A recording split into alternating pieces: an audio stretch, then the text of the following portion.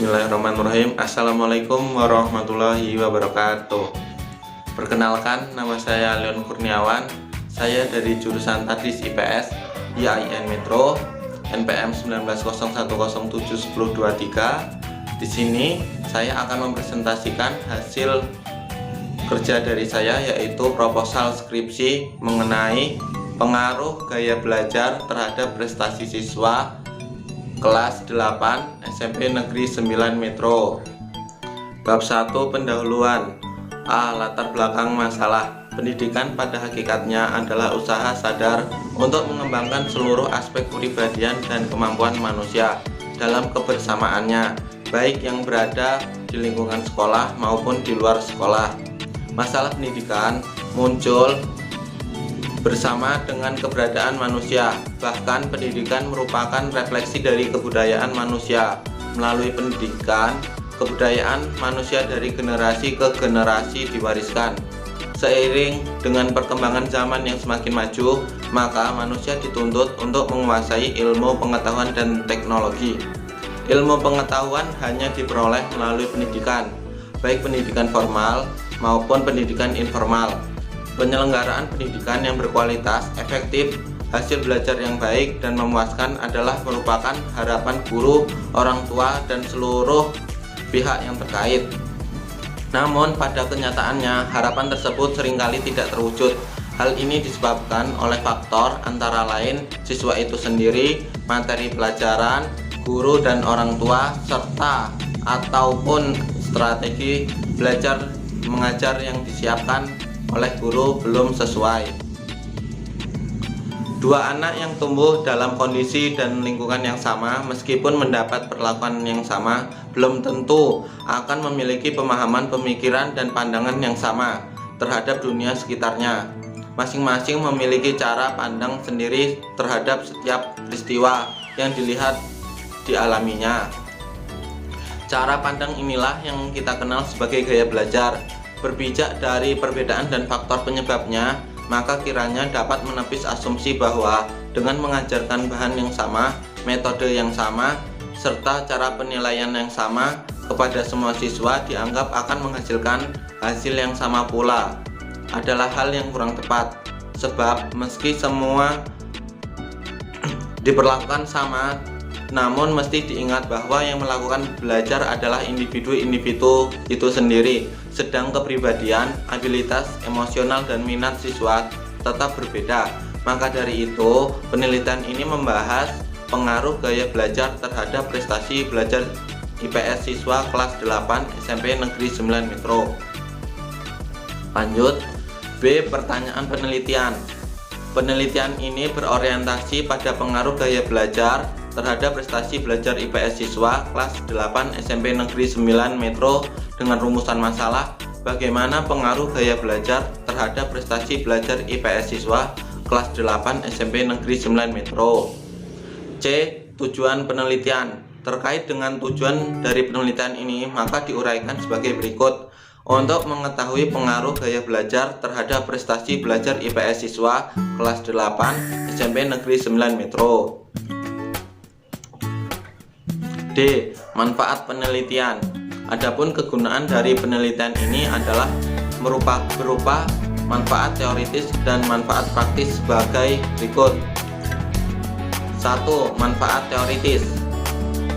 A. Penelitian ini dilakukan mengenai pengaruh gaya belajar terhadap prestasi belajar IPS siswa kelas 8 SMP Negeri 9 Metro serta memperluas wawasan dan menambah referensi keilmuan mahasiswa dan lapisan masyarakat yang membacanya. B. Sebagai bahan masukan terhadap pengembangan ilmu pendidikan dan keluarga dan menangani masalah sosial.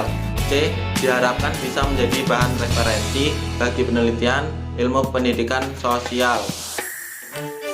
2. Manfaat praktis. Di sini bisa dilihat teman-teman ya. Yang A. Sebagai bahan masukan bagi para pemerintah dalam menangani masalah sosial terhadap pengaruh gaya belajar terhadap prestasi belajar siswa.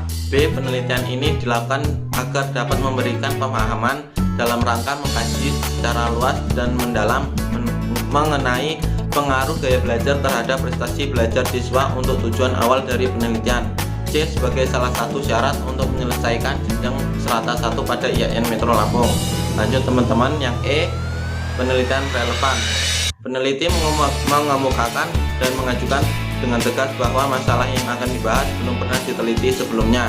Untuk itu, tinjauan kritis terhadap hasil kajian terdahulu perlu dilakukan dalam bagian ini sehingga dapat ditentukan di mana posisi penelitian yang akan dilakukan berbeda.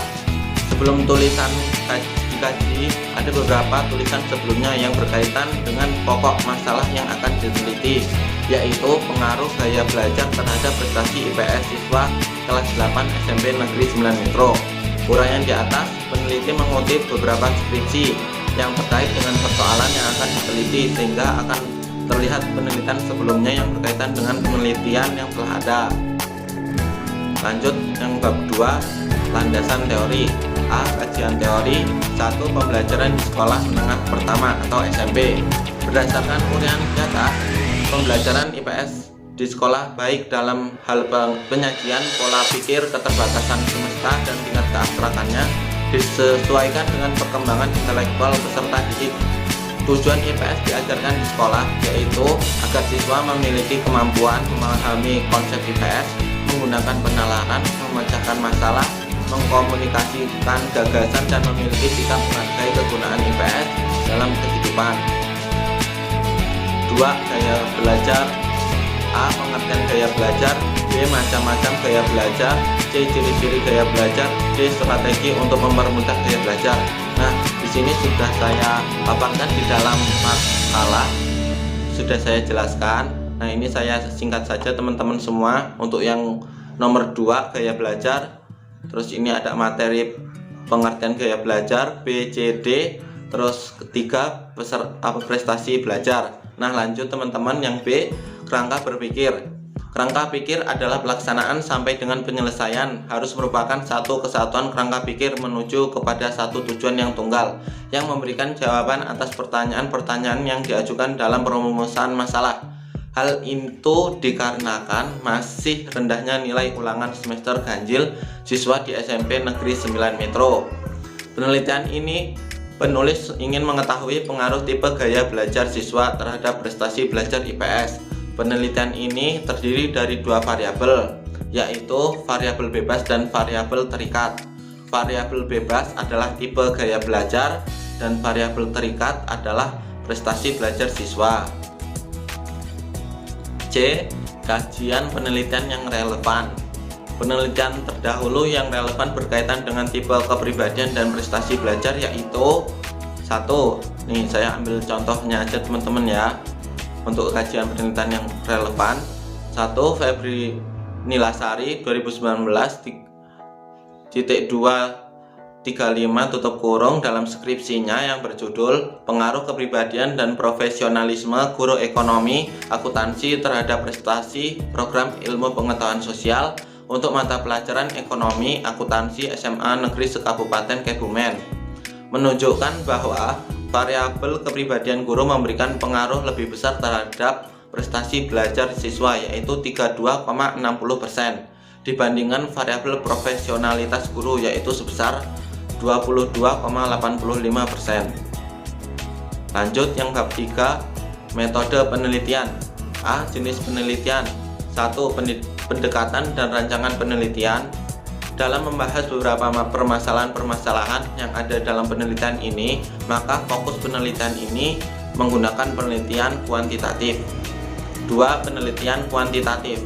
Penelitian kuantitatif adalah metode penelitian yang cara kerjanya meniru model penelitian alam. Salah satu kegiatan yang ditiru adalah dalam melakukan pengumpulan data yang dilakukan dengan cara mengukur. Mengukur adalah membandingkan sesuatu dengan alat ukur. B. Lokasi dan waktu penelitian. Adapun tempat penelitian yang dijadikan objek penelitian ini adalah SMP Negeri 9 Metro.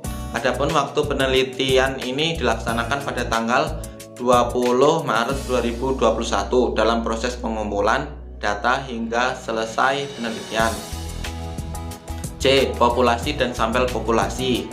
Selanjutnya, jika subjeknya besarnya dapat diambil 10-15% atau 20-25% atau lebih, Dalam penelitian ini populasinya adalah seluruh siswa-siswi SMP Negeri 9 Metro kelas 8 tahun pelajaran 2017-2018 yang berjumlah 230 orang. Adapun sampelnya diambil secara acak atau random sampling.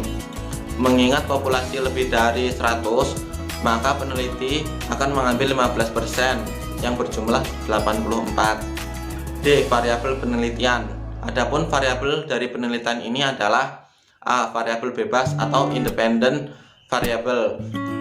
Variabel bebas atau independent variable atau disebut dengan variabel X dalam penelitian ini adalah gaya belajar siswa.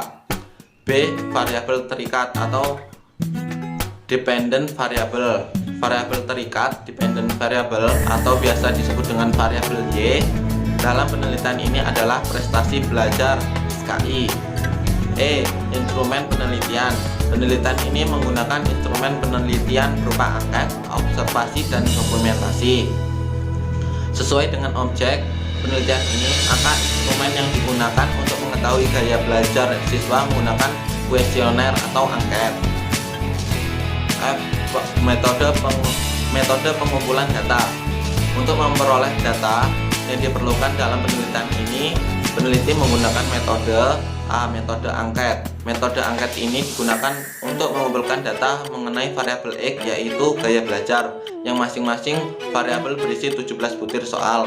Dalam penelitian ini, angket yang digunakan adalah angket tertutup, sehingga responden tidak bisa memberikan jawaban lain kecuali yang telah tersedia sebagai alternatif jawaban.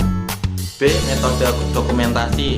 Metode dokumentasi dalam penelitian ini mencari data informasi yang berupa profil sekolah, sejarah, visi misi sekolah, keadaan guru dan siswa, dan menghimpun nilai prestasi belajar. C. Metode observasi. Pengumpulan data melalui observasi dilakukan dalam situasi sebenarnya. Adapun metode ini peneliti gunakan untuk menggunakan data tentang keadaan umum dari SMP Negeri 9 Metro. Lanjut yang D. Teknik analisis data. Setelah data terkumpul dengan lengkap, maka langkah selanjutnya adalah menganalisis data dengan langkah sebagai berikut. A. Analisis deskriptif. Analisis deskriptif dari penelitian ini menganalisis data dari masing-masing variabel. Peneliti menggunakan rumus presentasi. Analisis data yang berfungsi untuk mengetahui presentasi skor melalui hasil angket tentang gaya belajar dengan menggunakan rumus P sama dengan X 100%. Keterangannya, P sama dengan presentasi skor, F sama dengan frekuensi, N sama dengan jumlah responden. Maka dari variabel gaya belajar dan prestasi belajar dilakukan perhitungan untuk mencari presentasi tingkat dari masing-masing variabel. Selanjutnya dikonversikan dengan standar tinggi, sedang, dan rendah. B. Analisis lanjutan. Analisis selanjutnya yaitu penulis lakukan antara variabel X dan variabel Y, yaitu dengan menggunakan analisis statistik dengan rumus regresi linear sederhana. Analisis ini digunakan untuk mengetahui angka pengaruh variabel X terhadap variabel Y dengan menggunakan bantuan aplikasi SPSS versi 24.00 for Windows. Oke teman-teman, itu saja yang bisa saya sampaikan. Kurang lebihnya saya mohon maaf. Saya akhiri. Wabillahi taufiq walhidayah. Wassalamualaikum warahmatullahi wabarakatuh.